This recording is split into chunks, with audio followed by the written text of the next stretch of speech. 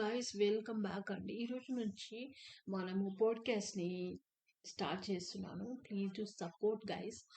డెఫినెట్లీగా ఈ పాడ్కాస్ట్ వల్ల మీరు రియలైజేషన్ అయ్యేది, ఇన్స్పిరేషనల్గా తీసుకునేవి చాలా చెప్తబోతున్నాము. సో మమ్మల్ని ఫాలో చేసి సబ్స్క్రైబ్ చేసి సపోర్ట్ చేయండి. తప్పకుండా మీకు లైఫ్ రియలైజేషన్స్, ఇన్స్పిరేషన్స్ ఇవన్నీ మీకు తెలుస్తున్నాయి, తెలియబోతున్నాయి.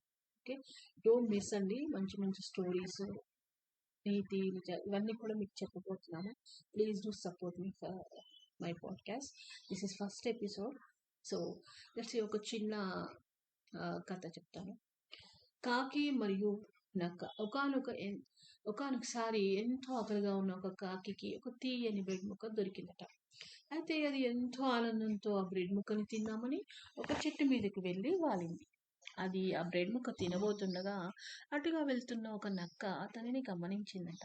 ఎలాగైనా సరే కాకి దగ్గర ఉన్న ఆ బ్రెడ్ ముక్కని తినాలని ఒక పన్నాగం పన్నింది. కాకి దగ్గరకు వచ్చి నక్క ఇలా అంది: "ఓ కాకి, నువ్వు ఎంత అందంగా ఉన్నావు! ప్రపంచంలో నీలా ఏ పక్షి కూడా ఇంత అందంగా ఉండదని నేను అనుకుంటున్నాను" అని అందట. "నీ అందంతో పాటు నీ గొంతు కూడా చాలా బాగుంది అని, అద్భుతంగా ఉంటుందని అనుకున్నారట." సో ఈ కథ పార్ట్ 2లో ఏంటో తెలుసుకుందాం.